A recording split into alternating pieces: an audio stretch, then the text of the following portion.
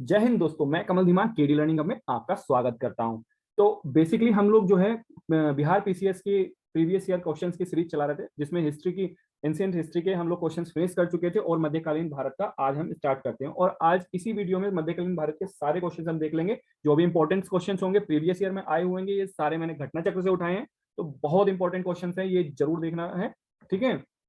और बिहार पीसीएस में के साथ साथ ये यूपी पीसीएस में भी बहुत हेल्प करेंगे। तो यूपी पीसीएस वाले देने वाले भी ये जरूर देखें। और चैनल पर अगर नए आए हैं तो बेल आइकन को और चैनल को सब्सक्राइब जरूर कर देंगे, जिससे कि नए वीडियो की नोटिफिकेशन आपको मिलती रहे। ठीक है, क्योंकि हम लोग यूपी पीसीएस की भी टेस्ट सीरीज चला रहे हैं। ठीक है, डीए की टेस्ट सीरीज यूपी पीसीएस की हम लोग चला रहे हैं। ठीक है, जो कि यूपी पीसीएस के एग्जाम के लिए बहुत इंपॉर्टेंट है। ठीक है, चलिए स्टार्ट करते हैं। तो मध्यकालीन भारत का पहला क्वेश्चन क्या है ये देख लेते हैं। ठीक है, तो फर्स्ट क्वेश्चन क्या है, गुलाम वंश का प्रथम शासक कौन था? तो गुलाम वंश का प्रथम शासक जो है कुतुबुद्दीन ऐबक था। ठीक है, और कुतुबुद्दीन ऐबक का दूसरा नाम कुरान खां था। ठीक है, कुरान खां के साथ साथ इसका नाम एक लाख वक्स भी था।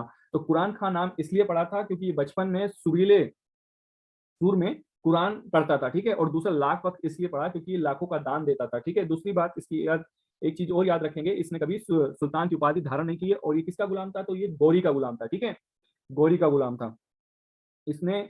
अच्छा, इसकी एक और नाम, इसको पदवी मिली हुई थी कौन कौन सी? क्योंकि इसने सुल्तान की पदवी तो ली नहीं थी, तो इसे सिपाह सिलार की पदवी मिली हुई थी और दूसरा मलिक की। इसको दो पदवियां मिली हुई थी। ठीक है, चलिए आगे बढ़ें। सेकंड क्वेश्चन क्या है, तो कुतुबुद्दीन ऐबक की जो राजधानी थी वो कहाँ थी? तो वो लाहौर थी इसकी राजधानी। ठीक है, और बात करें अढ़ाई दिन का झोपड़ा क्या है, तो अढ़ाई दिन का झोपड़ा एक मस्जिद है जो कि कुतुबुद्दीन ऐबक ने बनवाया था। ठीक है, चलिए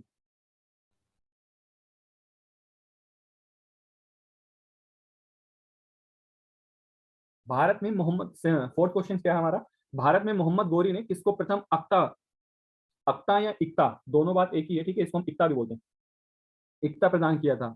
तो सबसे पहले कुतुबुद्दीन ऐबक को ही इक्ता प्रदान किया था। ठीक है, चलिए आगे बढ़ेंगे।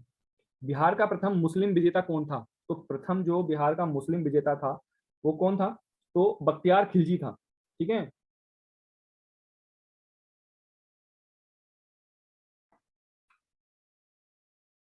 क्वेश्चन नंबर 6 की बात करेंगे। बिहार पर बख्तियार खिलजी के हमले का पहला विवरण क्या है? ठीक है, प्राप्त हुआ था, तो कब हुआ था? तो ये तबकात ई नसीरी से प्राप्त हुआ है हमको। ठीक है, किससे प्राप्त हुआ है? तबकात ई नसीरी से प्राप्त हुआ है। नालंदा बिहार का विध्वंस किसने किया था? तो ये किसने किया था? बख्तियार खिलजी ने किया था ये। ठीक है, नालंदा बिहार का भी। और इल्तुतमिश ने बिहार में अपना प्रथम सूबेदार नियुक्त किया था, तो किसको किया था? नसीरुद्दीन मोहम्मद को किया था। ठीक है, नसीरुद्दीन मोहम्मद को किया था। चलिए आगे बढ़ेंगे। वह प्रथम मुस्लिम शासक कौन था जिसने शासन के सिद्धांत, थ्योरी ऑफ किंगशिप, को राजाओं के ईश्वरीय अधिकार सिद्धांत के समान प्रतिपादित किया था? तो वो कौन था? तो वो अलाउद्दीन, सॉरी, बलबन था। ठीक है, बलबन था वो। और बलबन के बाद में किसने की थी, ये आप कमेंट बॉक्स में बताएंगे। ठीक है, आगे बढ़ेंगे। क्वेश्चन नंबर 10 देखेंगे। जब उसने राजत्व किंगशिप प्राप्त किया तो वह शरीयत के नियमों और आदेशों के पूर्णतया स्वतंत्र था। ठीक है, बर्नी ने यह कथन किस सुल्तान के लिए कहा है? तो ये किसके लिए कहा है? तो ये अलाउद्दीन खिलजी के लिए कहा है। ठीक है, इन्होंने भी जो है किंगशिप को अपनाया था। ठीक है, तो ये भी किसको नहीं मानता था? ठीक है, उलेमा वर्ग को नहीं मानता था। ठीक है, उलेमा वर्ग की से अलग था ये थोड़ा सा। ठीक है, ये धर्म धर्म की राजनीति को इन्होंने अलग रखा था। ठीक है, अलाउद्दीन खिलजी के प्रसिद्ध सेनापति में किसकी मंगोलों के विरुद्ध लड़ते हुए मृत्यु हुई थी? तो किसकी? जफर खां की हो गई थी मृत्यु। ठीक है, जफर खां की जो है मंगोलों से लड़ते हुए मृत्यु हो गई थी। रानी पद्मनी का नाम अलाउद्दीन की चित्तौड़ विजय से जोड़ा जाता है। उनके पति का नाम क्या था? तो उनके पति का जो नाम था राणा रतन सिंह था। ठीक है, क्या नाम था उनका? राणा रतन सिंह। और ये किसने लिखी थी? इनकी एक पुस्तक से हमें जो है ये मिलता है। ठीक है, तो ये मलिक मोहम्मद जैसी ने लिखी थी, पद्मावत। ठीक है, इस पर मूवी भी आ चुकी है। और ये कब का है कहानी है? 1540 की। ठीक है, चित्तौड़ के राजा था राणा रतन सिंह। ठीक है, अलाउद्दीन खिलजी के आक्रमण के समय देवगिरी का शासक कौन था? तो देवगिरी का शासक जो है रामचंद्र देव थे। ठीक है, आगे बढ़ेंगे। किस सुल्तान के काल में खालिशा भूमि अधिक पैमाने में विकसित हुई थी? तो ठीक है, ये किसके? अलाउद्दीन खिलजी के समय में हुई थी। खालिशा भूमि उसको कहते हैं जो यूज में लाई जाती है। और इसने क्या किया था कि जिसको भी मतलब दान में दी गई भूमि थी, इसने वापस ले ली थी। ठीक है, सारी भूमि जो दान में दी गई थी, इनाम में दी गई थी, वो सारी भूमि इसने वापस ले ली थी उनसे। ठीक है, आगे बढ़ेंगे। क्वेश्चन नंबर 15 क्या कहता है, अलाई दरवाजा का निर्माण किस सुल्तान ने करवाया था? तो अलाई दरवाजे का जो निर्माण करवाया था तो अलाउद्दीन खिलजी ने करवाया था। ठीक है, और कहाँ पर है? ये दिल्ली में है। किसके निकट में? कि कुतुब मीनार के पास में है। ठीक है, अलाई दरवाजा। चलो, दिल्ली के किस सुल्तान ने सबसे ज्यादा नहरों का निर्माण करवाया था? तो ये किसने करवाया था? तो ये फिरोज शाह तुगलक ने करवाया था। नहरों का जो सबसे ज्यादा निर्माण था फिरोज शाह तुगलक ने करवाया था, और इसने जो है सिंचाई कर भी जो है लगाया था। ठीक है, ठीक है, 5 बड़ी नहरों का निर्माण जो है करवाया था इसने। आगे, फिरोज तुगलक द्वारा स्थापित दार उल सफा क्या था? तो ये एक क्या था? एक खैराती अस्पताल था। ठीक है, दार उल सफा एक खैराती अस्पताल था जिसमें फ्री मुफ्त में इलाज होता था। ठीक है, बिना खर्चे के, राज्य के खर्चे पर हज व्यवस्था करने वाला पहला भारतीय शासक भी यही था, फिरोज शाह तुगलक ही था। और दार उल सफा नामक एक खैराती अस्पताल की स्थापना भी की थी। उसमें कुशल हकीम रखे गए थे। ठीक है, और ये क्या करता था? उसमें निःशुल्क इलाज करवाता था। ठीक है, निम्नलिखित में से किस सुल्तान ने बेरोजगारों को रोजगार दिलवाया था? तो किसने दिलवाया था? तो ये फिरोज तुगलक थे, जिन्होंने बेरोजगारों को क्या करवाया था? रोजगार दिलवाया था। ठीक है, और उनकी सबसे पहले इसने क्या करवाया था? एक रिकॉर्ड तैयार करवाया था जिसमें जो जिस चीज में स्पेशलिस्ट था उसके उसके हिसाब से उसको रोजगार दिया गया था। ठीक है, और कहा जाता है कि इसके शासनकाल में ही सबसे ज्यादा इसके दासों की दास बढ़ गए थे, सबसे ज्यादा इसी के इस काल में थे। ठीक है, 1 लाख से भी ऊपर पहुंच गए थे। निम्नलिखित में से किस सुल्तान के दरबार में सबसे अधिक गुलाम थे? ठीक है, जैसे कि ये मैंने बताया है, तो ये किसके उसमें थे? फिरोज तुगलक के। ठीक है, सबसे ज्यादा जो है गुलाम थे इसी के, 1,80,000 से भी ऊपर जो है पहुंच चुके थे। ठीक है, चलिए आगे बढ़ेंगे। निम्नलिखित में से, हाँ, निम्नलिखित में से किस सुल्तान ने फलों की गुणवत्ता सुधारने के लिए उपाय किए थे? तो किसने किए थे? तो ये भी इन्होंने किए थे, फिरोज शाह तुगलक ने। ठीक है, फिरोज तुगलक ने किए थे। बागवानी में अपनी अभिरुचि के कारण दिल्ली के निकट 1200 नए बाग लगवाए थे इन्होंने। ठीक है, कितने बाग लगवाए थे? 1200 नए बाग लगवाए थे। ठीक है, फारसी यात्री अब्दुल रज्जाक भारत में किस राज्य के शासनकाल में आया था? तो किसके शासनकाल में आया था? तो देवराय सेकंड के शासनकाल में आया था। ठीक है, अब्दुल रज्जाक। ठीक है, और ये किस वंश के थे? तो संगम वंश के सबसे प्रतापी शासक थे ये। कौन? देवराय सेकंड। इनका कार्यकाल की बात करूं तो इनका कार्यकाल था 1422 से 46 तक। ठीक है, इनका कार्यकाल है। चलिए, तैमूर के आक्रमण के बाद भारत में किस वंश का राज स्थापित हुआ था? ठीक है, तो तैमूर के आक्रमण के बाद में सैयद वंश का जो है राज स्थापित हो गया था। बेसिकली इसके बारे में थोड़ा सा जान लेंगे। 1398 में 1398 में क्या हुआ था? तुगलक शासक को कमजोर, इसने आक्रमण करके तुगलक शासक को कमजोर कर दिया था। उसके बाद 1412 में क्या हुआ? नसीरुद्दीन की मृत्यु हो गई, और नसीरुद्दीन की मृत्यु के बाद जो है तुगलक वंश का अंत हो गया। ठीक है, तो 1413 में फिर क्या हुआ? 1413 में, तो 1413 में क्या हुआ था? 1413 में दौलत खां, जो दिल्ली के सरदारों ने मिलकर जो है इसको दौलत खां को वहां का सुल्तान बना दिया था। और उसके बाद में क्या किया? इसके जो है खिज्र खां से वो हुआ, आक्रमण किया खिज्र खां ने, और जो कि क्या था? सैयद वंश का संस्थापक बना खिज्र खां। और बेसिकली ये तैमूर का जो है तैमूर का ही वो था, नियुक्त किया हुआ, लाहौर में सूबेदार था लाहौर का, तो वहां का जो है सूबेदार था। चलिए आगे बढ़ेंगे। क्वेश्चन नंबर 23 देखेंगे। निम्नलिखित में से किस सुल्तान ने एक नगर बसाया जहां अब आगरा है? ठीक है, तो किस सुल्तान ने आगरा शहर बसाया था? बेसिकली ये बात ये है कि किसने, सीधा सीधा क्वेश्चन कहूँ तो किसने आगरा शहर का बसाया था?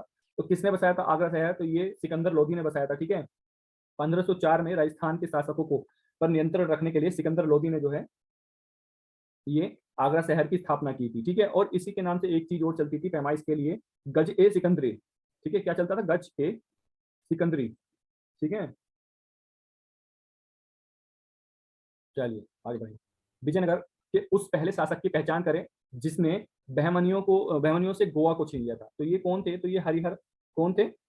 हरिहर सेकंड थे। बुक्का की मृत्यु के बाद में हरिहर सेकंड जो है आए थे शासन संभालने, शासक बने, और उसके बाद इन्होंने ही जो है गोवा को भी छीन लिया था उनसे। ठीक है, आगे बढ़ेंगे। विजयनगर के राजा कृष्णदेव राय के गोलकुंडा का युद्ध किस राज्य के साथ लड़ा गया था? तो किस राज्य के साथ लड़ा गया था गोलकुंडा का युद्ध? तो ये कुली कुतुब शाह के बीच में लड़ा था। ठीक है, कुली कुतुब शाह के बीच में लड़ा गया था। ठीक है, चलिए। विजयनगर साम्राज्य के वित्तीय व्यवस्था की मुख्य विशेषता क्या थी? तो विजयनगर साम्राज्य की वित्तीय जो भू राजस्था ये थी। ठीक है, ऑप्शन बी इसका सही आंसर होगा। इसमें क्या होता था?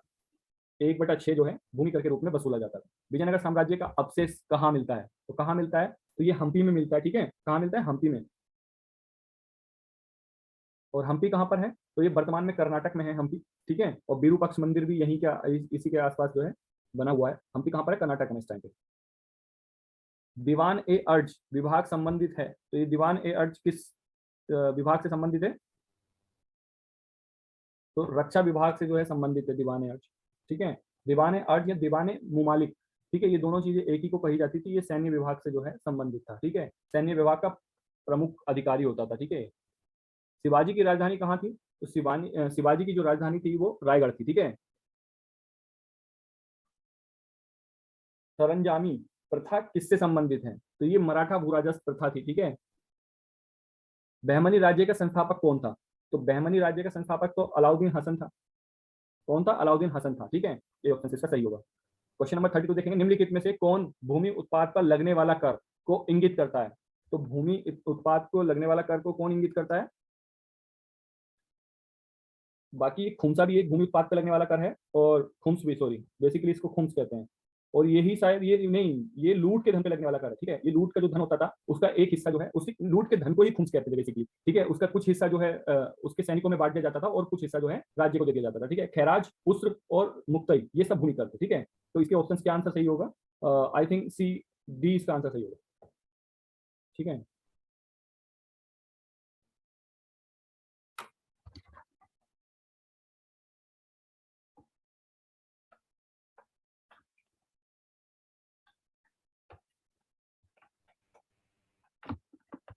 ठीक है, डी इसका आंसर सही होगा। नेक्स्ट क्वेश्चन देखते हैं, किस सुल्तान ने जमीन में फसल की नपाई का आधा राजस्व के रूप में दावा किया था? ठीक है, अगर यहाँ पे नपाई की बात नहीं करते हम लोग, ठीक है, किसकी बात नहीं करते, नपाई की, तो इसमें दो ऑप्शन बन सकते थे, मोहम्मद बिन तुगलक, ठीक है, एमबीटी जिसको हम लोग बोलते हैं, और अलाउद्दीन खिलजी। इन दोनों ने जो है 50-50% कर दिया था। लेकिन इसमें मोहम्मद बिन तुगलक ने क्या किया था? मोहम्मद बिन तुगलक ने जो है बिना नपाई के, ठीक है, इसने बिना नपाई के एक अनुमान के अकॉर्डिंग जो है आधा राजस्व लेने की बात कही थी। लेकिन अलाउद्दीन खिलजी ने नपाई के बाद जो है उसका आधा राजस्व कही। तो इसका ऑप्शन सी जो सही होगा। बेसिकली इस दोनों के इसको वैसे दोनों भी ऑप्शन सही माने जा सकते हैं। ठीक है, यहाँ पे अगर नपाई नहीं लिखा होता। शेख बहाउद्दीन जकारिया किस संप्रदाय के थे? ठीक है, तो ये सुहारवर्दी संप्रदाय के थे। किसके? सुहारवर्दी संप्रदाय के थे। ठीक है, इन शासकों में से किसने अपनी सैन्य टुकड़ियों को 200, 250, 500 की इकाइयों में विभाजित किया था? ठीक है, तो इसमें से जो है कोई आंसर सही नहीं होगा इसका। इसका ऑप्शन सी जो है सही होगा। ठीक है, क्योंकि बेसिकली तो इसमें जो है बात करूं मैं शेरशाह की, तो शेरशाह ने अपनी टुकड़ियों को 8 भागों में बांटा था। ठीक है, ये इस्लाम शाह ने, सॉरी, शेरशाह ने नहीं, इस्लाम शाह ने अपनी टुकड़ियों को जो है 8 भागों में बांट दिया था। तो इसका ऑप्शन मेरे हिसाब से जो है डी होना चाहिए, लेकिन इसमें नहीं लगा है, ई ऑप्शन है। तो हम ई ऑप्शन को लेके चलेंगे, और आयोग ने भी जो है ई ऑप्शन को ही माना है। ठीक है, क्योंकि मैं क्यों कहता हूँ, क्योंकि इन्होंने 8 जो है भागों में बांट दिया था टुकड़ियों को, जैसे कि इन्होंने भी जो है 250, 200, 250 और 500 इकाइयों में बांट दिया था। ठीक है, चलिए आगे बढ़ेंगे। क्वेश्चन नंबर 36 देखेंगे, जवाबित का संबंध किससे है? तो जवाबित का संबंध राज्य कानून से है। ठीक है, सल्तनत काल के सिक्के टंका, सासकनी एवं जीतल किन धातुओं के थे? तो संस्का और जैतल जो है, टंका और संस्कनी, ये तो दोनों जो है चांदी के थे। ठीक है, दोनों चांदी के थे, और ये तांबे का था। तो चांदी चांदी तांबा, तो ऑप्शन ए सही होगा। ठीक है, और इसकी एक और चीज है, जो टंका और जीतल था उसका जो अनुपात था 1:48 था, 1:48 था। चलिए आगे बढ़ेंगे। भारत में कागज का प्रयोग कब से आरंभ हुआ था? तो ये 12वीं शताब्दी से हुआ था, और सबसे पहले कागज का प्रयोग आविष्कार हुआ था वो चीन में हुआ था। ठीक है, कहाँ हुआ था? ये चीन में हुआ था। और भारत में कब आया था? तो भारत में 12वीं शताब्दी में आया था। ठीक है, और सबसे पहले किस संग्रहालय में रखा गया था? तो ये कलकत्ता के संग्रहालय में रखा गया था 1105 में। ठीक है, चलिए आगे। तबकात ए नासिरी का लेखक कौन था? तो तबकात ए नासिरी का जो लेखक था मिनहाज उस सिराज थे। ठीक है, कौन थे? मिनहाज उस सिराज थे। आगे बढ़ेंगे। सभी भक्ति संतों के मध्य एक समान विशेषता थी, क्या थी? तो जो समान विशेषता थी कि जो अपनी वाणी को उसी भाषा में लिखा जाता था जो उनके भक्त समझ सकते थे। क्योंकि जो जैसे गांव लोकल एरिया के, जहाँ पे लोकल में जाके लोकल एरिया लैंग्वेज को यूज करते थे, ये उस भाषाओं में यूज करते थे जो जहाँ के लोग बोलते थे। ठीक है, चलिए आगे बढ़ेंगे।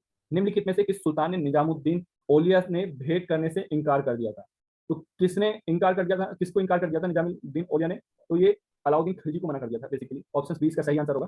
ठीक है, उन्होंने मिलने की बहुत कोशिश की थी, लेकिन उन्होंने मना कर दिया था और बोल दिया था कि मेरे मकान के 2 दरवाजे हैं, यदि सुल्तान एक के द्वार आएगा तो मैं दूसरे से बाहर निकल जाऊंगा या बाहर चला जाऊंगा। ठीक है, चलिए आगे बढ़िए।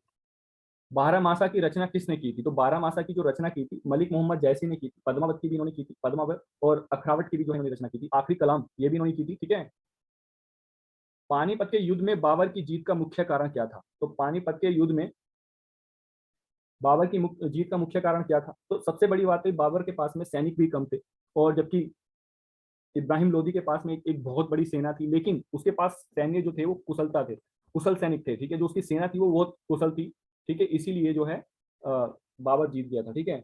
तो ऑप्शन बी इसका सही आंसर होगा। और पानीपत की बात करूं मैं, पानीपत का प्रथम युद्ध कब हुआ था, ठीक है, कब हुआ था पानीपत का प्रथम युद्ध? तो पानीपत का प्रथम युद्ध जो है 21 अप्रैल, ठीक है, 1526 में हुआ था, ठीक है। किस किस के बीच हुआ था? तो बाबर और इब्राहिम लोदी के बीच हुआ था। और सेकंड की बात करूं जिसमें से बाबर जीत गया था, और सेकंड की बात करूं तो किस किस के बीच हुआ था, ये सबसे पहले बात करूंगा मैं 5 नवंबर 1526, और अकबर वर्सेस इसके बीच हुआ था, हेमू के बीच हुआ था, जिसमें अकबर की जीत हुई थी, ठीक है, और हेमू हार गया था। थर्ड की बात करूंगा मैं, थर्ड किसके बीच हुआ था? थर्ड जो है मराठाओं के बीच हुआ था, और ये कब हुआ था? 1761 में, 14 जनवरी, 14 जनवरी 1761 मराठाओं के बीच में हुआ था। किससे हुआ था? अहमद साहब अब्दाली के बीच में हुआ था, और जिसमें अहमद साहब अब्दाली की जीत हुई थी, ठीक है। आगे बढ़ेंगे। तुजु के बाबरी किस भाषा में लिखा गया था? तो तुजु के बाबरी किस भाषा में लिखा गया था? तुर्की भाषा में लिखा गया था तुजु के बाबरी। किस भाषा में? तुजु के बाबरी तुर्की भाषा में लिखा गया। चलिए आगे बढ़ेंगे।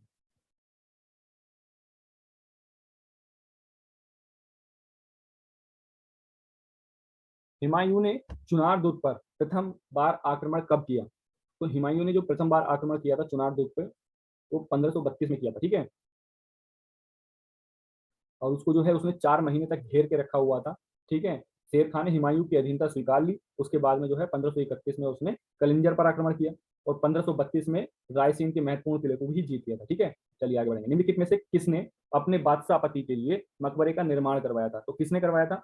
तो ये हाजी बेगम ने करवाया था। अपने बादशाह पति के हुमायूं का मकबरा बनाया था। हुमायूं के लिए उन्होंने जो है दिल्ली में दीन पनाह नाम से जो है एक मकबरा बनाया था, और ये 1564 में बनाया था दिल्ली में, ठीक है। चलिए आगे बढ़ेंगे। हुमायूं नामा की रचना किसने की थी? तो ये गुलबदन बेगम ने की थी हुमायूं नामा की रचना, ठीक है।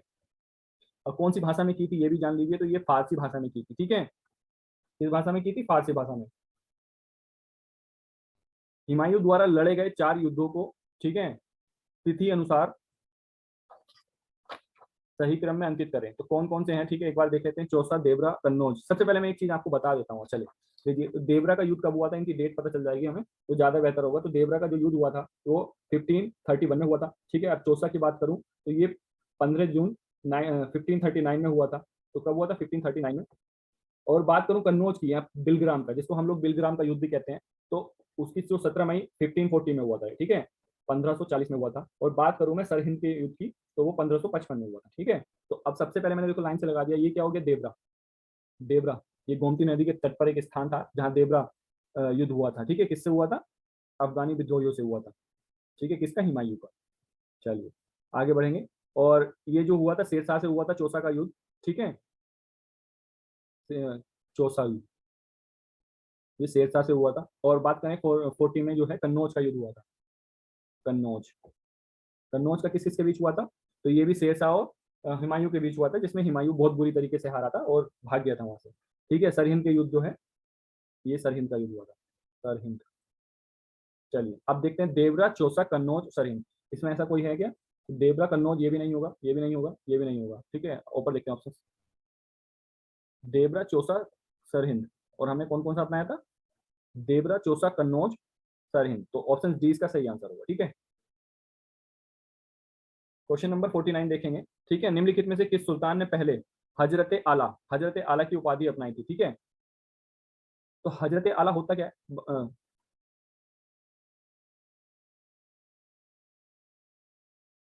तो ये शेरशाह सूरी ने अपनाया था, ठीक है। और कब अपनाया था ये? तो बंगाल के नुसरत शाह को पराजित करने के बाद में, ठीक है, हजरत आला की उपाधि धारण की थी, ठीक है। तो अब इसने दो, एक शेरशाह की उपाधि और धारण की थी, जिसमें चौसा के युद्ध में जो है हुमायूं को पराजित करके धारण की थी, ठीक है। कौन सी? शेरशाह की। हल्दी घाटी के युद्ध में महाराणा प्रताप की सेना के सेनापति कौन थे? तो ये इनके जो सेनापति थे वो हकीम खां थे। और किससे लड़ाई हुई थी इनकी? तो ये मान सिंह से लड़ाई हुई थी। किसकी? ये किसके सेनापति थे? तो ये मुगलों के सेनापति थे, ठीक है। आगे बात करेंगे। निम्नलिखित में से किस मुस्लिम शासक ने तीर्थ यात्रा कर समाप्त कर दिया था? तो किस ने किया था? तो ये अकबर ने कर दिया था, ठीक है, तीर्थ यात्रा कर समाप्त कर दिया था, ठीक है। नेक्स्ट क्वेश्चन की बात करूंगा। तो 52 में क्या कहते हैं, अकबर ने बंगाल तथा बिहार को मुगल साम्राज्य में लिया था। तो ये कब लिया था? ये तो 1576 में इन्होंने ले लिया था, ठीक है। कब ले लिया था? 1576 में। चलिए इसमें क्या हुआ था, दाऊद खां गद्दी पर बैठ गए थे, ठीक है, और ये किसके पुत्र थे, करा रानी के पुत्र थे। उनकी मृत्यु के बाद में जो है दाऊद खां बैठे गद्दी पर, और उन्हें दाऊद खां ने अपने आप को स्वतंत्र घोषित कर दिया और मुगल के किलों पर आक्रमण कर उसको भी कब्जा कर लिया था। फिर अकबर ने जो है मुनीम खां और दाऊद पर आक्रमण करने का जो है बिहार को जीतने का इन्होंने आदेश दे दिया। तो बेसिकली बिहार पे आक्रमण करके उनको मुनीम खां को जो है हरा भी दिया था, लेकिन फाइनली जो है 1576 में टोडरमल, मुजफ्फर खां और हुसैन अली कुली खान ने जो है दादर को पूर्णतः पराजित किया और उसके बाद में पूरे बंगाल और बिहार पर कब्जा कर लिया। ठीक है, चलिए आगे बढ़ते हैं। भारत के में किसके शासनकाल में इंग्लिश ईस्ट इंडिया कंपनी का गठन हुआ था? तो ये अकबर के शासनकाल में हुआ था। ठीक है, अकबर के शासनकाल में कुछ बिजनेसमैनों ने मिलकर इटली का क्या किया था, शुरुआत की थी। ठीक है, इसका पूरा नाम क्या था, governor and company of merchant of London trading in into the east India रखा गया था। ठीक है, एतमादुल्ला का मकबरा जो है आगरा में किसने बनवाया था? तो ये नूरजहां ने बनवाया था एतमादुल्ला का मकबरा। ठीक है, चलिए आगे, ये कई बार क्वेश्चन पूछा जा चुका है। ठीक है, एतमादुल्ला का मकबरा किसने बनवाया था? ठीक है, देखिए बीपीएससी के प्री में जो है 2008 में भी आया है। ठीक है, और 52 में भी आया है, 48 में भी आया है। ठीक है, ये कई बार आ चुका है। ठीक है, ये यूपी पीसीएस में भी कई बार आ चुका है। ठीक है, मध्यकाल में बंटाई शब्द का अर्थ क्या है? तो इनका बटाई शब्द का जो है कर निर्धारण से था। ठीक है, ये लगान निर्धारण से था। ठीक है, चलिए बटाई शब्द का बात करेंगे। दास्तान ए अमीर हमजा का चित्रांकन किसने किया था? ठीक है, किसके द्वारा किया गया था? तो ये ऑप्शन इसमें जो है, ये बेसिकली किया गया सर्वप्रथम जो दास्तान ए अमीर हमजा का जो अकबर ने किया था। ठीक है, जिसमें इसमें ऑप्शन से नहीं दे रखा है। ठीक है, तो इसका आंसर जो है इसमें से कोई नहीं होगा। यूरोपीय चित्रकारी का प्रवेश किसके दरबार में हुआ था? अकबर के द्वार में हुआ था। ठीक है, चलिए। दसवंत और बासबान प्रसिद्ध चित्रकार मुगल सम्राट के राज दरबारी थे, किसके थे? ये भी अकबर के थे। ठीक है, अकबर के दसवंत और बासबान जो है अकबर के कालीन चित्रकारी थे। ठीक है, आगे बढ़े। जाप्ती प्रणाली किसकी उपज थी? तो ये किसकी उपज थी? तो ये भी अकबर की उपज थी। ठीक है, आगे बढ़ेंगे। नेक्स्ट क्वेश्चन देखेंगे। यह कथन किसका है कि अकबर के शासन में इलाहाबाद में 40 स्तंभ युक्त मंजिल के निर्माण में 5,000 से 20,000 लोगों के 40 साल तक काम किया था? ठीक है, तो कौन? विलियम फिंच ने ऐसी बात कही थी। ठीक है, ये विलियम फिंच ने कहा। आगे बढ़े। कश्मीर का अकबर नाम से प्रसिद्ध सुल्तान था, तो कौन थे कश्मीर के अकबर? तो सुल्तान जुनैल आबिदीन को कहा जाता है। इनकी अच्छाई के लिए ये सब कहा जाता है, इनकी दयालुता। ठीक है, और धर्म सहिष्णुता और सामाजिक कार्यों के लिए इन्होंने जो काम किए थे उनके लिए इनको जो है अकबर कहा जाता है कश्मीर का। दो अस्पा एवं सिंह अस्पा प्रथा किसने शुरू की थी? तो ये जहांगीर ने शुरू की थी। ठीक है, दो अस्पा का मतलब था इनमें मनसबदारों को अपने सवार पद के 2 गुने घोड़े रखने पड़ते थे। ठीक है, और सिंह अस्पा की बात करूं तो इनमें मनसबदारों को सवार पद के 3 गुना घोड़े रखने पड़ते थे। ठीक है, ईरान के शाह और मुगल शासकों के बीच झगड़े की जड़ क्या था? तो ये काबुल था। ठीक है, ये काबुल के लिए झगड़ते थे और ये दोनों को काबुल पसंद था, ये दोनों काबुल के लिए झगड़ते थे। ठीक है, इससे ये कब्जा करना चाहते थे और वो भी कब्जा करना चाहते थे। ठीक है, दिल्ली के लाल किले का निर्माण करवाया था, तो किसने करवाया था? तो ये किसने? शाहजहां ने करवाया था दिल्ली के लाल किले का निर्माण। चलिए, निम्नलिखित में से किस इतिहासकार ने शाहजहां के शासनकाल को मुगल का स्वर्ण युग कहा है? ठीक है, शाहजहां के शासनकाल को किसने कहा है? तो ये एएल श्रीवास्तव जी ने कहा है। ठीक है, औरंगजेब द्वारा चलाए जिहाद का अर्थ क्या था? तो ये दारुल इस्लाम, इसका जो अर्थ था दारुल इस्लाम था। पटना में किस सिख गुरु का जन्म हुआ है? तो गोविंद सिंह जी का जन्म हुआ है पटना में। ठीक है, 1666 में इनका जन्म हुआ था पटना बिहार में, और जो इनकी मृत्यु हुई थी 7 अक्टूबर 1708 में नांदेड़ महाराष्ट्र में हुआ था। ठीक है, और नांदेड़ से याद आता है तो चलो ठीक है, अच्छा इसको छोड़ो। अच्छा, आप बताइए नांदेड़ में क्या और क्या हुआ है? ठीक है, हिस्ट्री से, मॉडर्न हिस्ट्री से रिलेटेड है। मुगल प्रशासन में महोत्सव था, कौन था? लोक आचरण अधिकारी। मुगल प्रशासन में मदद ए मास इंगित करता है। ठीक है, क्या करता है? तो ये विद्वानों को दी जाने वाली राजस्व मुक्त अनुदान भूमि थी। ठीक है, चलिए आज के लिए इतने ही क्वेश्चन हैं।